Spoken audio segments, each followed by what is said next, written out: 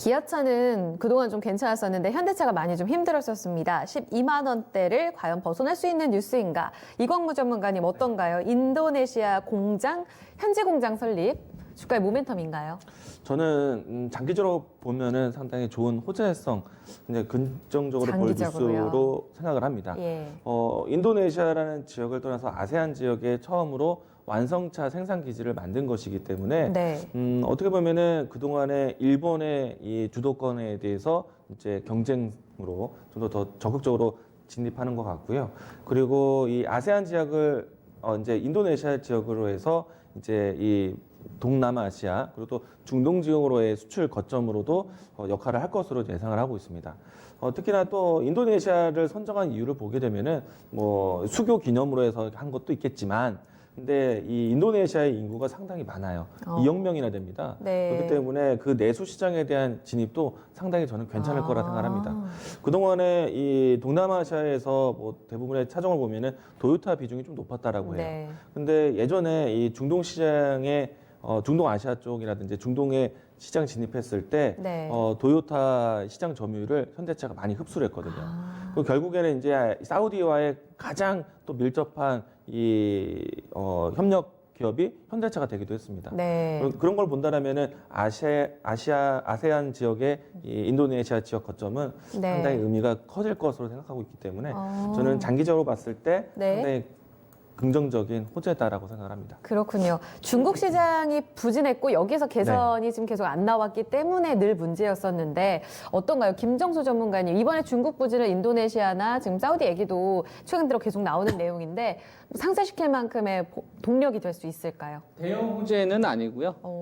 대형 호재는 아니고 주가 할인 요소는 좀 제거될 수 있을 것 같아요. 그동안 좀 현대자동차하고 기아자동차, 이 현대자동차 이 그룹이 가지고 있었던 여러 가지 할인 요소들이 있었거든요. 이전에 가장 크게 문제가 됐었던 게 이제 삼성동 쪽에 한전부지 10조 투자하면서 미래 쪽에 투자해야 되는 기업이 이제 땅 투자하고 있으니까 그것 때문에 이제 투자가들이 되게 많이 좀 실망을 해서 그럼 내년도에 착공하는 그렇죠. 거죠. 서울시에서 이번에 좀 허락을 했는데 그것 때문에 현대자동차에 대해서 투자가들이 바라보는 주가 할인 요소가 되게 많이 발생이 됐었어요. 그러니까 부정적인 부분이 부각이 된 거죠. 왜냐하면 이제 본래 사업이 아닌 다른 쪽으로 엉뚱한 돈을 투자를 하니까 투자가들의 입장에서는 좀 의심을 하거나 마음에 들지 않은 거죠. 그러다 보니까 그 기업에 대한 밸류를 이제 많이 안 쳐주기 시작을 하는 겁니다. 이게 기관 투자가들이 가장 문제를 생각했던 게 요건 거죠. 그래서 지금 현대자동차하고 기아자동차하고 시가총액 합치면 한 50조 정도 돼요. 두 개의 기업이. 그러니까 하이닉스보다 작은 거예요. 하이닉스가 60조 정도 되잖아요. 네.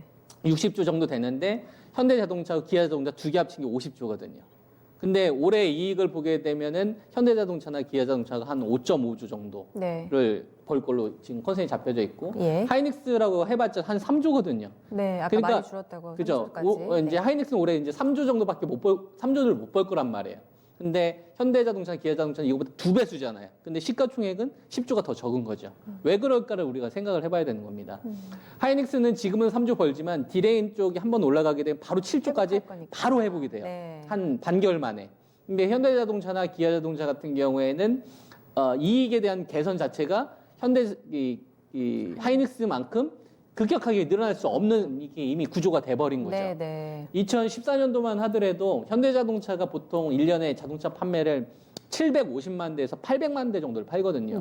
잘 나갔었을 때는 800만 대 이제 육박하게 팔았는데 그래서 현대자동차하고 기아자동차가 2014년도에 이 한번 이 700만 대, 750만 대 매출이 발생이 되게 되면 거기서 벌어들인 게 거의 10조를 넘게 벌었단 말이죠. 가까이 두 개 합쳐가지고. 근데 지금 그게 거의 뭐 3조 5천억, 4조 수준까지 떨어지는 이유가 되니까 매출은 늘어나는데 벌어들이는 이익이 줄어드니까 뭐 팰리세이드가 잘 팔리고 그랜저가 사전 뭐 최대 이걸 돌파하더라도 투자가 입장에서는 관심이 없는 거예요. 물건이 많이 팔린 게 중요한 게 아니라 매출이 많이 늘어나는 게 중요한 게 아니라 10조 벌던 걸 4조 버니까 그러면 수익성이 좋아져야 되잖아요. 물건을 많이 팔더라도 박리담회로 팔게 되게 되면 투자가들의 입장에서 밸류를 안 쳐주죠. 그게 왜 그럴까 투자가들이 되게 불안했는데 그게 가장 크게 어떤 문제가 있었냐면 미래 쪽에 투자 안 했던 것도 있었고 SUV가 대세인데 세단 쪽을 많이 밀었었고 고급 브랜드를 많이 밀었어요. 제네시스나 또 소나타나 아반떼 쪽 네. SUV 붐이 불 때. 네. 그러니까 자동차는 이미 찍어놨는데 안 팔리니까 어떻게 돼요? 혜택을 많이 주는 거죠. 혜택. 뭐 AS 막 평생 주고 막 10년 주고. 그러니까 해외 유럽에 있는 사람들 입장에서는 가성비 좋은 현대차로 인식을 할 수가 있지만 네.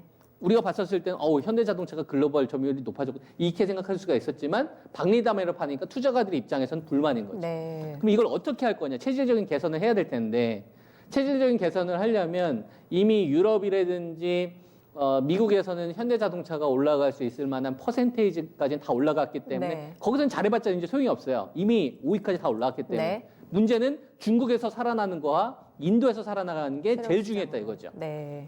근데 인도는 여태까지 신차 판매를 못하게 했었단 말이에요. 그러니까 네, 네. 그 현대자동차의 가장 아픈 손가락을 건드리고 있었는데 이게 이번에 풀린 거니까 가장 가지고 있었던 단점이 할인 요소가 제거됐다고 볼 수가 있는 거죠. 네, 네. 그러니까 이 주식이 강하게 치고 간다라고 이야기는 못하지만 이제 네. 이전만큼 맨날 그냥 밉상이라고 이제 이야기는 못하는 거죠. 그러니까 할인 요소가 제거됐다. 바닥을 이제 만들 수 있는 구간으로 네. 전개가 된다. 이렇게 저는 보는 게 타당하다고 봅니다. 장기적 호재다. 그리고 할인 요소는 제거가 됐다. 이렇게 일단은 긍정적인 코멘트가 나왔는데요. 좀 평가의 움직임을 지켜봐야 될 것 같아요.